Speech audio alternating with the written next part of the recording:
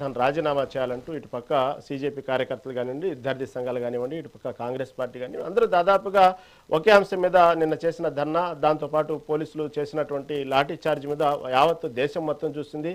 అనేక మంది ఈ ఘోరాన్ని, కొంతమంది బీజేపీలో ఉన్నటువంటి నాయకులు కూడా దీన్ని సమర్థించట్లేదు. ఇది కరెక్ట్ కాదన్నట్టుగానే మాట్లాడుతున్నారు ఈ విద్యార్థుల మీద దాడి చేయటం అంశాన్ని. ఓవరాల్గా చూస్తే నిన్న జరిగినటువంటి దాడిలో కొంతమంది ఆడపిల్లలు కూడా చాలా బాధపడ్డారు పోలీసులు ప్రవర్తించిన తీరు పట్ల. ఇవన్నీ జరుగుతూ ఒక పక్క బాధపడుతూ ఈ పోలీసులు ఇంత అమానుషంగా ప్రవర్తించినటువంటి వీడియోలు కూడా బయటకు వస్తున్న క్రమంలో దీని వెనుక వేరే కుట్ర ఉంది, దాగుంది. కొంతమంది విదేశీ కుట్ర అంటున్నారు, కొంతమంది అయితే అసలు డైరెక్ట్గా ఈ అంశం అమెరికాకు ముందే తెలుసు కాబట్టి 17వ తారీఖే అమెరికా ఎంబసీ రిలీజ్ చేసింది. ఏదైతే ఢిల్లీలో కొన్ని ప్రాంతాలు, ఏదైతే ధర్నా జరిగిన ప్రాంతాలతో పాటు కొన్ని ప్రాంతాలకు దూరంగా ఉండండి అంటూ కూడా ప్రకటించేసింది. దీని వెనక ఏదో పెద్ద కుట్ర ఉందంటూ కేంద్రం ప్రకటిస్తూ ఉంది. దీన్ని ఎలా చూడాలి దర్శన్ గారు? సార్, ముఖ్యంగా ఇంత మంచి అంశం మీద చర్చా కార్యక్రమాన్ని ఏర్పాటు చేసినందుకు ముఖ్యంగా మెగా 9 టీవీ యాజమాన్యానికి ప్రత్యేకంగా ధన్యవాదాలు తెలియజేస్తున్నాం సార్. ఉస్మానియా యూనివర్సిటీ స్కాలర్స్గా, విద్యార్థులుగా ఢిల్లీలో జరిగినటువంటి పోలీసుల లాఠీ చార్జ్ ఏదైతే ఉన్నదో దీన్ని మేము తీవ్రంగా ఖండిస్తూ ఉన్నాము. ముమ్మాటికి 5,000కు పైగా ఉన్నటువంటి పోలీసులు, వాళ్ళు బీజేపీ ప్రభుత్వమైనటువంటి మోడీ గారు, అమిత్ షా, కేంద్ర విద్యాశాఖ మంత్రి గారు వాళ్ళు ఆర్డర్ చేస్తేనే ఇంతమంది పోలీసులు విద్యార్థుల మీద లాఠీ చార్జ్. మహిళలని చూడలేదు, విద్యార్థులను చూడలేదు. అంటే వాళ్ళు చూస్తుంది ఏంటి అంటే ప్రశ్నించేటను టియర్ గ్యాసులు వేసి కొడతా ఉన్నారు. ఇది ఎంతవరకు కరెక్ట్ అని చెప్పేసి నేను ఈ సందర్భంగా అడుగుతున్నాను.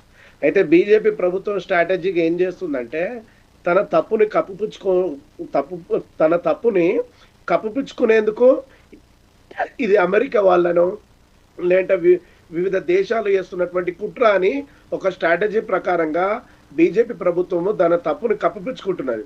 నేను అంటున్నా ఈ సందర్భంగా మోడీ గారు ఇప్పుడు మాట్లాడలేదు, కేంద్ర విద్యాశాఖ మంత్రి ధర్మేంద్ర ప్రధాన్ వీళ్ళెందుకు నోరు విప్పట్లేదు అంటే చిత్తశుద్ధి లేదు, బాధ్యత లేదు. అంటే విద్యార్థుల ఓట్లు వీళ్ళకేమో కావాలి, విద్యార్థుల యొక్క తల్లిదండ్రుల ఓట్లేమో వీళ్ళకి కావాలి, కానీ విద్యార్థులకు చిత్తశుద్ధితోటి బాధ్యతగా పరీక్షలు పెట్టలే. ఇప్పుడు నేను అంటున్నా ఈ సందర్భంగా ఒక ఉస్మానియా యూనివర్సిటీ పిహెచ్డి స్కాలర్గా డిబిఎస్ఎస్ సంఘం పక్షాన, ఉస్మానియా యూనివర్సిటీ సంఘాల జేఏసీ పక్షాన నేను ఈ సందర్భంగా మెగా 9 టీవీ ద్వారా మోడీ ప్రభుత్వానికి నేను ఈ సందర్భంగా అడుగుతున్నా ఏంటి అంటే, అయ్యా మోడీ గారు, నేను ఈ సందర్భంగా అడుగుతున్నా ఏంటి అంటే బీజేపీ వాళ్ళకి కానీ మోడీ గారికి కానీ నేను ఈ సందర్భంగా అడుగుతున్నది ఏంటి అంటే, మీరు విద్యార్థులు ఓట్లు వేస్తే మీరు గెలవలేదా? యువత మీరు ఓట్లు వేస్తే గెలవలేదా? మీరు రాజ్యాంగాన్ని మోడీ గారు అయినా, ధర్మేంద్ర ప్రధాన్ అయినా, అమిత్ షా అయినా కూడా వీళ్ళు రాజ్యాంగం మీద ప్రమాణం చేసి ఏం చేసిర్రు? ఈ దేశంలో ఉన్నటువంటి రాజ్యాంగ విలువల్ని కాపాడుతున్నారు. మరి రాజ్యాంగ విలువ ఏంది? ఇది ప్రశ్నించే హక్కు ఉన్నది, ప్రతి ఒక్కళ్ళకు నిరసన తెలిపే హక్కు ఉంటుంది. ఎందుకు సార్ ఒక సందర్భంగా చెప్తున్నా ఏంటంటే, ఇప్పుడు 2020 పేపర్ లీక్ అనేటువంటిది 2026 ఇప్పుడే జరగలేదు సార్, 2024లో కూడా జరిగింది పేపర్ లీకేజ్. అంటే 2 ఏళ్ల తర్వాత కూడా పేపర్ లీకేజ్ అవుతున్నది. పేపర్ లీక్ చేసింది ఎవరు? నేషనల్ టెస్టింగ్ ఏజెన్సీలో ఉన్నటువంటి పేపర్ తయారు చేసిన వ్యక్తే పేపర్ లీకేజ్ చేసిండు. బాధ్యతగా లేడు, చిత్తశుద్ధిగా లేడు కాబట్టి, చిత్తశుద్ధిగా పనిచేస్తలేడు కాబట్టి ధర్మేంద్ర ప్రధాన్ గారు రాజీనామా చేస్తే నిజాయితీగా చిత్తశుద్ధితో పనిచేయాల్సినటువంటి వాళ్ళు ఆ పదవి తీసుకొని నిజాయితీగా పనిచేయాలి. ధర్మేంద్ర ప్రధాన్ గారు పనిచేస్తలేడు కాబట్టి అతను రాజీనామా చేయమంటున్నారు. ఇంకొక మాట అంటున్నాం ఏంటంటే, బీజేపీ నాయకులకు నేను ఈ సందర్భంగా అడుగుతున్నా, వాళ్ళకేమైనా విచక్షణ ఉన్నదా అని సందర్భంగా అడుగుతున్నా. గంతమంది విద్యార్థులని అతి దారుణంగా లాఠీలతోటి కొట్టిర్రు, వాళ్ళకి రక్తాలు గారినాయి, దెబ్బలు తగిలినాయి. ఇంత దారుణం జరుగుతున్నా కూడా బీజేపీ నాయకులు ఇంకా కూడా ఏమంటున్నారంటే, వాళ్ళు చిత్తశుద్ధి లేకుండా అది వేరే వాళ్ళు విదేశీయులు వచ్చి కుట్రలు చేస్తున్నారని చెప్పడము, ఇది యాంటీ నేషనలిస్టులు అని చెప్పడము. అంటే మీరు ఎంతసేపటికి కప్పిపుచ్చుకోవడమేనా? అరే మోడీ చేసింది తప్పు, విద్యార్థుల మీద మీ పిల్లలుంటే మరి బీజేపీలో ఉన్నటువంటి వాళ్ళు 24 లక్షల మంది విద్యార్థులు ఉన్నారు కదా, నీట్ రాసినటువంటి వాళ్ళు, మరి మీ పిల్లలుంటే కూడా ఇట్లనే అనేటోళ్ళ మీరు? నేను ఈ సందర్భంగా అడుగుతున్నా. అందులో దాడులకి గురి కాబట్టేటువంటి వాళ్ళు కూడా హిందువులు ఉన్నారు కదా, దీన్ని నేను ఎందుకు రాజకీయం చేస్తున్నారు బీజేపీ వాళ్ళు? మోడీ గారికి ఈ సందర్భంగా నేను అడుగుతున్నా, అయ్యా మోడీ గారు, పార్లమెంట్ లో ఎందుకు చర్చ జరగట్లేదు? మరి నేను ఈ సందర్భంగా అడుగుతున్నా, ఇది న్యాయబద్ధమైన డిమాండ్ అని మీకు అనిపించకపోతే, నీకు అంత భయం కాకపోతే పార్లమెంట్ లో చర్చ చేయొచ్చుగా మోడీ గారు. నేను ఈ సందర్భంగా అడుగుతున్నా, చివరగా సీరియస్ గా చెప్తున్నా, ఒక విద్యార్థిగా చెప్తున్నా, మోడీ గారి పతనం ప్రారంభమైందండి. నేను ఖచ్చితంగా చెప్తున్నా, ఏదైతే ఢిల్లీలో పోలీసులు గాయపడ్డటువంటి విద్యార్థులకు వాళ్లకు మోడీ గారు క్షమాపణ చెప్పాలి, బీజేపీ ప్రభుత్వం క్షమాపణ చెప్పాలి. రెండవది, నీట్ పేపర్ లీకేజీ వల్ల కొంతమంది విద్యార్థులు మనస్తాపానికి గురై ఆత్మహత్య చేసుకున్నారు. ఆత్మహత్య చేసుకున్నటువంటి దర్శన్ గారు మీరు చెప్పినంత నిజమే. కాకపోతే మీరు డిబేట్ లో స్టార్టింగ్ నుంచి ఉంటే చాలా బాగుండేది. వాస్తవంగా రామ్మోహన్ రావు గారు ఒక అంశాన్ని లేవనెత్తారు మొదట్లో, అది చాలా వాల్యుబుల్ అంశం అండి. అది కూడా విద్యార్థి నాయకులకు గమనించాలి. ఎందుకంటే ఏదైతే నీట్ పరీక్షాంశమో లేకపోతే విద్యార్థి సమస్యలో ఏదైతే సీజేపీ కార్యకర్తలు చేస్తున్నటువంటి శాంతియుత ధర్నా, దానికి సంబంధించినటువంటి ఏదైతే వాళ్ళు డిమాండ్లు ఉన్నాయో అవి విలువైన డిమాండ్లు అన్ని పక్కదారి పడుతున్నాయండి. అది కొంచెం గమనించుకోండి.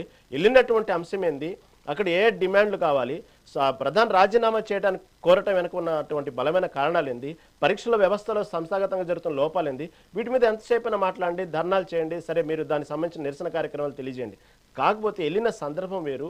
అక్కడ కొంతమంది వాళ్ళకి అజెండాని కూడా అక్కడ విద్యార్థుల మీద, అక్కడ సీజేపీ కార్యకర్తల మీద రుద్దుతూ ఉంటే తెలియకుండా ఆ ట్రాప్లో పడిపోయి అనవసరమైన విషయాలు, కులమతాల విషయాలు, లేదా అయోధ్య రామమందిరం విషయాలు, ఈ రాముడు సీతా విషయాలు, ఇవన్నీ కూడా కొన్ని వస్తున్నాయండి వీడియోలు. అవి కొంచెం జాగ్రత్తగా చూసుకోండి, ఆ ట్రాప్లో పడొద్దు అనేదే ఇందాక రామ్మోహన్ గారి యొక్క అవధానం. వాస్తవం అండి. ఎందుకంటే అంశంలో ఇప్పుడు ఇందాక బీజేపీ తరఫున కృష్ణారెడ్డి గారు కూడా చాలా హుందాతనంగా మాట్లాడారు. వాస్తవమే, ఎందుకంటే పరీక్షల లోపాలు ఉన్నాయి, దాని నిరసన తెలియాల్సిందే. కాకపోతే దీని చాటున ఇలాంటి ట్రాప్లో పట్టడం అనేది కూడా ఒకసారి మీరు విద్యార్థి నాయకులుగా గమనించుకోండి. ఒక కృష్ణారెడ్డి గారు, సమయం అయిపోయింది, చివరిగా తొందరగా కంప్లీట్ చేయండి, చెప్పాలనుకుంటున్నారు. సార్ నేను ఒక మాట మాట్లాడొచ్చా సార్? మీరు అనుమతిస్తే మాట్లాడతారు. దర్శన్ గారు చెప్పండి. ఒక్క నిమిషం అండి కృష్ణారెడ్డి గారు, సారీ దర్శన్ గారు చెప్పండి. థ్యాంక్ యూ సార్, మాకు అవకాశం ఇచ్చిన ధన్యవాదాలు తెలియజేస్తున్నా సార్. మేము ఈ సందర్భంగా అంటున్నాం ఏంటంటే సార్, ఢిల్లీకి సార్ వివిధ రాష్ట్రాల నుంచి స్వచ్ఛందంగా విద్యార్థులు ప్రభుత్వం దృష్టికి మా సమస్యను తీసుకపోతే ఈ ప్రభుత్వం వింటదనే ఆవేదనతోటి ఢిల్లీ వరకు వివిధ రాష్ట్రాల నుంచి సొంత డబ్బులు పెట్టుకొని విద్యార్థులు వచ్చారు సార్. అయితే ఇక్కడ మేము విద్యార్థులుగా మేము గమనించింది ఏంటంటే సార్, ప్రభుత్వమే 2 ట్రక్కులలో రాళ్లను తీసుకొచ్చి ప్రభుత్వం ఏం చేసిందంటే, అక్కడ రాళ్ల బండిలను ప్రభుత్వమే తీసుకొచ్చింది. పోలీసులు కూడా ఏం చేసింది తెలుసా సార్, రాళ్లతోటి కొడుతున్నారు, లాఠీలతోటి కొట్టట్లేదు, రాళ్ళు విసిరేసారు చాలా మందికి. నేను అంటున్న ఈ సందర్భంగా ఏంటంటే, మీరు అన్నట్టు ఏంటంటే పక్కదార పట్టొద్దు అనేటువంటి అంశం మంచిదే, కానీ పక్కదారి పట్టించేటట్లు ఎవరు చేస్తున్నారంటే కేంద్ర ప్రభుత్వం చేస్తున్నది, బీజేపీ ప్రభుత్వం చేస్తున్నది. ఈ ఉద్యమాన్ని ట్రాప్ చేసేది. నేను అంటున్నా చివరగా, ఇప్పుడు వాంగ్ గారు తను నిరసన చేసిండు ఇన్ని రోజులు, ఒక పూట ఏం తినకుండా అంత పెద్ద నిరసన చేస్తే ఎవరు కూడా మాట్లాడలేదు. నేను అంటున్నా, ఎవరు పోయారు? ప్రకాష్ రాజు పోయిండు, అభిజిత్ దీప్కే పోయిండు, సొంత డబ్బులతో. ఈ రోజు ఏదైతే ఫలితాలు వచ్చినటువంటి నీట్ సంబంధించిన ఫలితాల్లో స్టేట్ సంబంధించినటువంటి ఫస్ట్ ర్యాంకర్ కూడా మొత్తం మీద, స్టేట్ కాదు నీట్ పరీక్ష మీద మొత్తం మీద ఫస్ట్ ర్యాంక్ వచ్చిన విద్యార్థి కూడా అదే తెలియజేశాడు. ఫస్ట్ ఏదైతే నీట్ రద్దయినప్పుడు అతను చాలా బాధపడ్డాడు, మానసికంగా చాలా కుంగిపోయానని చెప్పుకొచ్చాడు. అలాంటి విద్యార్థి ఇప్పుడు మళ్ళీ ఫస్ట్ ర్యాంక్ కొట్టాడు. కాకపోతే అలా మానసికంగా కుంగిపోయినటువంటి వాళ్ళు, కొంత మనస్తత్వం బలహీనంగా ఉన్నటువంటి వాళ్ళు ఆత్మహత్యలు చేసుకున్నారు. వాళ్ళ తరపున అడిగారు, ఆ ఎక్స్గ్రేషియా అడిగారు.